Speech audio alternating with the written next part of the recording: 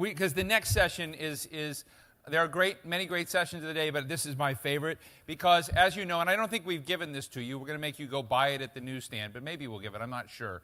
But can Starbucks save the middle class?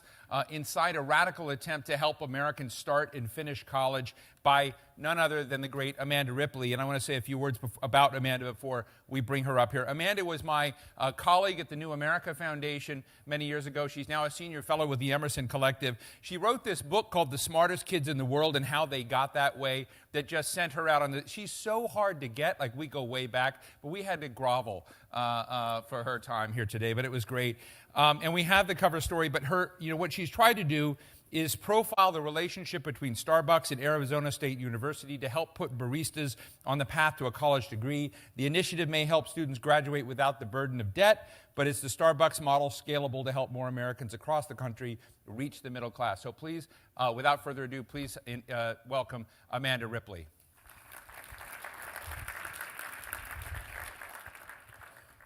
Thank you, Steve. Well, I am excited to be here.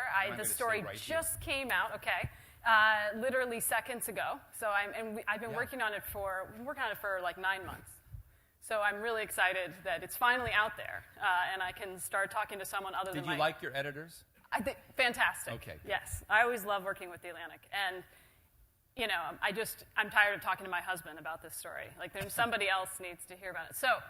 I did spend a lot of time with baristas around the country at many Starbucks, and it was great fun.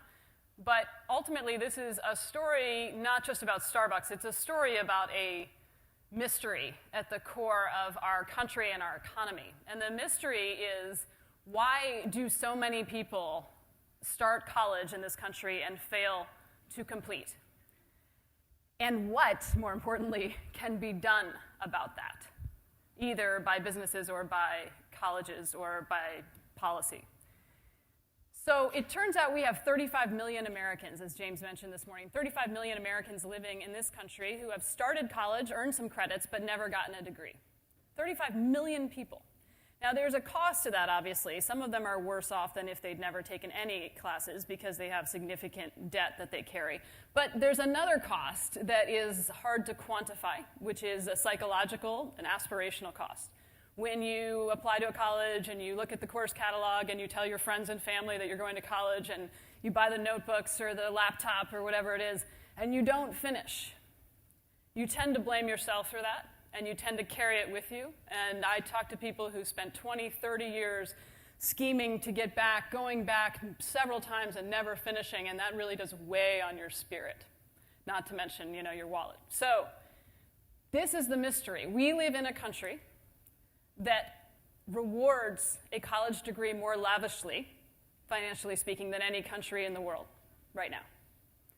And a country that punishes quite relentlessly those without a college degree. And yet, we have a very high college failure rate. So I started this story thinking, like all reporters, that I knew the answer, right? I thought that there were two reasons why people drop out of college. One was the cost, obviously, right? And what's the other? They're not ready. They're academically unprepared, right? And those definitely are two big reasons, for sure. But it turns out there's this third reason. And it is kind of outrageous, this third reason. So I'm going to tell you what that is, but I want to tell you first how it became apparent that there is this third piece of the puzzle. So 2 summers ago, the CEO of Starbucks, Howard Schultz, met up with Michael Crow, the president of Arizona State University, in Aspen at a foundation meeting where so many things like that happen. And they were there to talk about how to improve social mobility in the United States. And they knew each other from previous encounters, but these guys really like each other. Let me just be clear. They have like a serious bromance going, these guys. So Howard Schultz, CEO of Starbucks, who you know more about probably than Michael Crow, perhaps. Howard Schultz, he came from a working-class family, one of the first in his family to go to college, grew up in the public housing in Brooklyn, and considers himself more than just the leader of a coffee company, right? And it's important to his own identity and to his brand that he be doing something bigger than that. And sometimes this works, and sometimes it doesn't, right? But this is part of who he is. And he has some disdain for the traditional institutions that surround him. He has disdain for this town and for the dysfunction of Washington, and he has disdain for some of his fellow CEOs who he feels like are not thinking big enough and are not thinking enough about the bigger social justice issues. Meanwhile, Michael Crow, the president of Arizona State, has anybody ever seen Michael Crow speak or met Michael Crow? Okay. So he's like a reporter's dream, Steve, this guy. He just says things, right, that like most college presidents don't say. And so it's super fun to interview Michael Crow.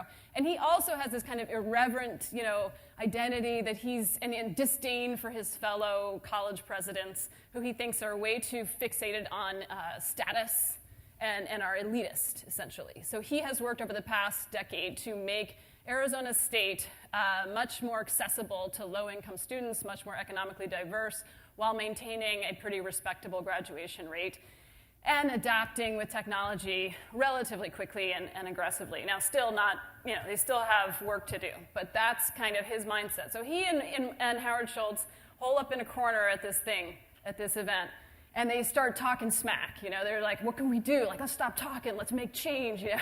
And unlike, when I talk smack with my friends, they actually can do something, So they're talking smack about this. And they're like, let's actually do something. We got to work on this mobility issue, and how can we close the income gaps? And so they did something very interesting, which is they got very focused, not on helping students go to college, which turns out not to be our problem, but on helping students finish college. This is the problem, right? And it's important, I think, to make the distinction. So 4 out of 10 students who start 4-year colleges do not finish within 6 years. That is not a great rate. And like I said, it carries all these costs with it, economically, individually, psychologically, right? So what they wanted to do is see if there's some way they could set students up, not just to go, right, but to finish. So I thought this was interesting. What are they going to do? What's the scheme here? What can they possibly do? They can't fix those students' academic experiences. Now, they could try to make it free, right? They could reduce the cost barrier, which is a big part of what they did. So when the announcement was made in June, all the headlines were about, Starbucks is going to pay for college. Well, it was a little more complicated than that, it turned out. They were going to give you a full ride if you had 2 years of credits or more already, which a majority of their employees who were interested did. But if you didn't, you'd have to pay a discounted rate to get those first 2 years. But what was more interesting to me than that, honestly, was what they were doing to help make sure that investment return was positive. Like, they were actually looking after the student's experience, or they were trying to. So, for example, each Starbucks, if you go to Starbucks and you work there at least part-time and you sign up for Arizona State, you apply like everybody else, and if you get in, which most people do, then you are immediately assigned an enrollment counselor. Actually, that's when you're just applying, right, to walk you through the process, to help you get your transcripts, which like many, many, many Americans now have transcripts scattered across the land, and it's a huge ordeal to get them. And then they help you with a financial aid form, right, which you fill out, the FAFSA form, which is not always straightforward and can be difficult, so they help you with that. And then they give you an academic advisor to help you pick the classes. This is mostly entirely done remotely, right? So it's Arizona State's online program, so you're getting calls, texts, emails from these various support staff. And then once you start, you have a success coach, who's a person who checks in with you, again, call, email, text, to see how it's going, to kind of build trust and be there for when things go awry. Because what we know is that with most American adult students at this point, they are working a lot of hours, they often have other obligations, sometimes children, and they don't have a lot of buffer, right? So when something goes wrong, it can quickly spiral, even a small thing can quickly spiral into a catastrophe that ends with them dropping the one thing in their life that feels optional, which is college. Okay, so they have the support staff and they go into it. And, so we started following them the first semester, which was October. And they had 1,012 students enrolled, 1,012 Starbucks employees. And that was actually much lower than they had hoped, much lower number. So that was one of the first lessons they learned, that they had to work much, much harder to convince their employees that they were serious, that this was real, and that they could actually succeed, much harder than they had realized. So then they started up, and these employees have their various helpers and staffers and support services. And one of the most striking things to me was watching the baristas respond to this support. which actually was not that luxurious. Like, it was like little things. So let me just paint a picture for you. There was a barista that I spent time with in Phoenix, Arizona named John Tobin, who this guy had gone to community college on an athletic scholarship right out of high school. He was a big baseball star in his town.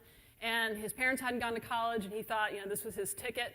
And a week after classes started, he tore his rotator cuff, and that was it. So they took the scholarship away. He kind of wandered around campus for a while for a semester. He ended up dropping out, went to another community college. Very, very typical story. Didn't know what to do with himself. Ended up spending 10 years working at Starbucks. He heard about this program, and he thought this was a good deal. He thought he was ready, and so he contacted through the website and said he wanted to talk to an enrollment counselor, which he did. Then he applied, he got in, and then he got an email from his counselor saying, I noticed you haven't signed up for classes yet. Just want to let you know that you got 2 more weeks, but the sooner you do it, the better your chances of getting the classes you want. So John is a guy who spends 8 hours a day crafting customized lattes for people, okay? So one of the striking things about this experience was how much people ask of Starbucks baristas. It's actually amazing. So he will routinely make, grande, extra foam, skinny lattes with 12 packets of Splenda poured in by him individually for regulars, and you know their names, and it's actually interesting to think about a low-skill job and all the skills that they do actually require these days. But anyway, so here he is emptying 12 packets of Splenda into this person's drink with a smile, and he gets one email from Arizona State, and he's like blown away.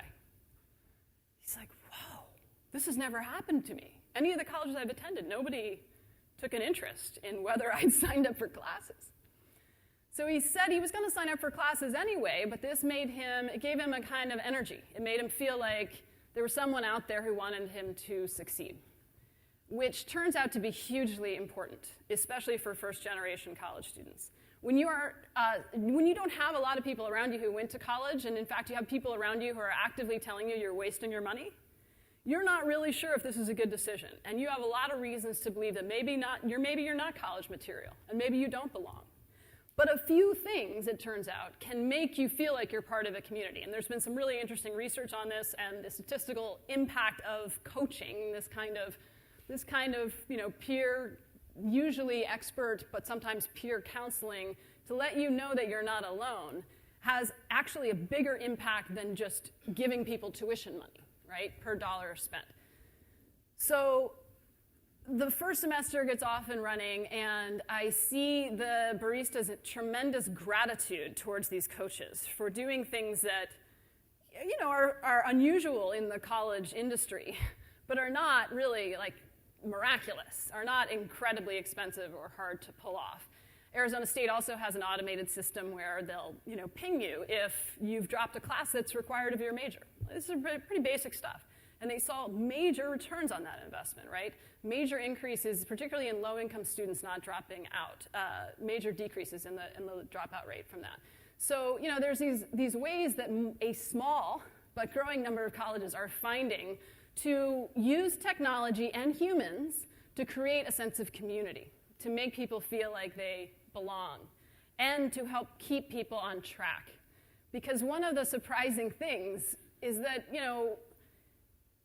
a lot of colleges are not actually designed to be finished. This is one of the interesting surprises for me. When you talk to students and adults who have tried to go to college, and many of them have tried many times, they blame themselves usually, or their circumstances, for why they haven't finished. And you ask a little more, and they talk about how they didn't actually know how much college was going to cost.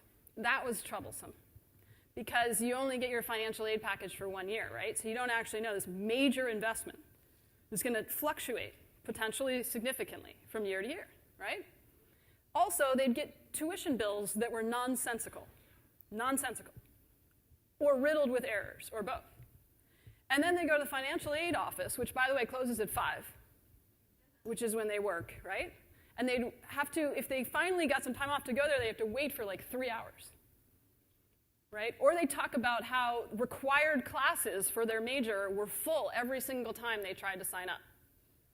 So they have to take something else.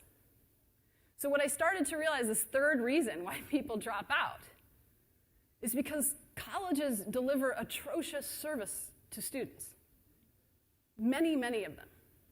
Now, do they have tutoring services? Do they have financial aid counselors? Yes, most of them do. But they're waiting for you to come find them.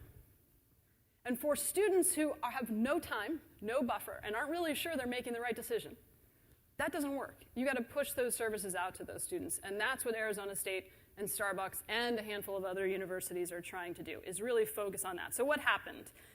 So there's 1,000 students enrolled. They took 1,480 courses that fall semester.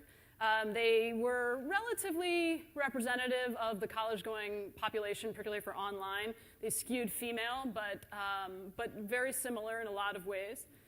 And of those, they passed 79% of those classes, which was similar to Arizona State's overall pass rate. And 87% of them re-upped for the next semester, which is probably the most important metric that I just shared with you.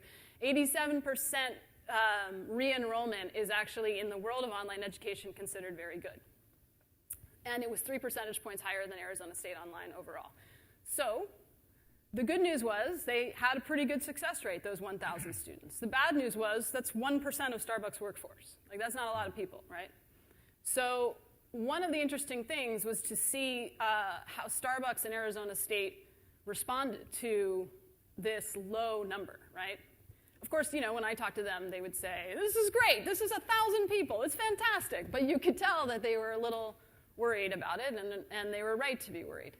And what they did, which was unusual, is they changed totally what they were doing within 3 months in order to get more people, in order to do a better job. And the reason I talk about this, and there's more detail in the story, is that, it's not a story about how great Starbucks is or how amazing Arizona State is. It's really a story about how this is not actually impossible to do. And really the question is, why don't more companies and more colleges look after students' experiences? Instead of just reimbursing tuition, why not look at the actual ROI on that investment and make sure that students are finishing, make sure that you're choosing colleges that fixate on that above all else, and make sure that students have the support they need to thrive in that environment, right? So that's, I think, the big takeaway, is that they're showing it's possible. Yeah. So that's great. Have a seat. Okay. Give her a round of applause, Amanda. We're near out of time. You filled the time beautifully. Okay. So, but let me just ask some quick lightning round questions. It sounds, if I were to give this a different title and be snarky, I would title it "We All Want a Nanny." And is it the nanny? Is it the remember at New American Family, Cheryl Schwenninger's here somewhere. Cheryl and we would all debate about the nanny state and about the divide between people who needed all the services to sort of guide them through and those that didn't. Right. And this sounds like a tilt towards maybe not nanny state, but nanny corporate. I'm so glad you asked this. I'm seeing this I've dared to wade into the comments of the story, which is always dangerous, right. And I'm seeing some of that. So I'm glad you just asked it. So let me ask you just one question in response. Did you use an accountant to do your taxes this year? No. Or? Wow. Okay, I did.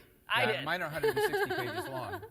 But okay. I did use TurboTax that has lots of friendly little clips. Okay. So that's like e-advisor at Arizona State. Yeah.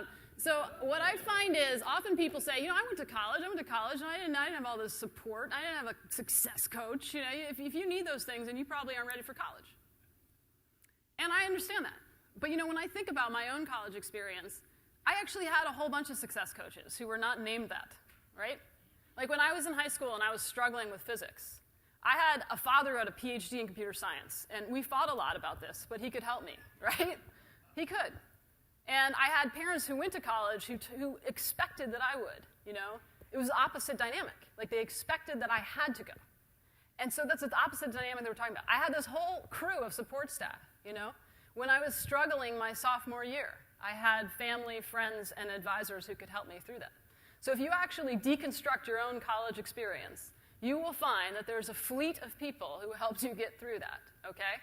And so if all we're talking about is someone sending you an email every so often, checking in, giving you a few tips, building trust, that's not really a nanny, right? Got it. And I would say that I'd rather that than we just, pay everyone's tuition for free. So one other super quick question. these baristas that you've written about, and glad they're getting, educational opportunity, are often working in clusters around a lot of high-tech entrepreneurs who come up with really great ideas that employ lots of Chinese, bring back intellectual property. But what's interesting, and I think one of the, Chinese or Indonesians or whoever else out there is making things. But my question is, when you get to sort of thinking more broadly about the economy and how to smarten up the broader crowd, one of the things we struggle with is, does manufacturing matter? Is manufacturing coming back? John Kasich, who's coming here later, the last time I had the opportunity to interview him, it was after Siemens had given about $1 billion of PLM software to community colleges to help people learn how to design things that and make them work. It's an entirely different crowd than the tattooed barista crowd.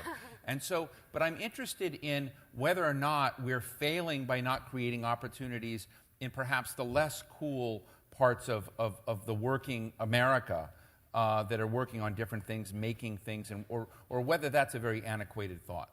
Well, I think, you have to, the easy answer is you have to work on all fronts, right? But I also think it's true that some of this is not as complicated as it seems. It doesn't need to be shiny technology. In the story, there's an expert who works on college retention, who for 15 years has been traveling around the country trying to, help colleges improve their graduation rates. And, one of the things, there's a lot of things he tells them. One of the things he tells them is, train your staff to say hello to students on campus. This is the level of service that exists, and what you need to do is not necessarily a huge, complicated... We should bring Michael here next year. Yeah, definitely. Yeah, he is a crazy guy like that. He is fun to talk to, and he can speak to this. But it is about building community, building a sense of belonging, and giving people a reason to be there that doesn't extend 25 years into their future and into the national GDP.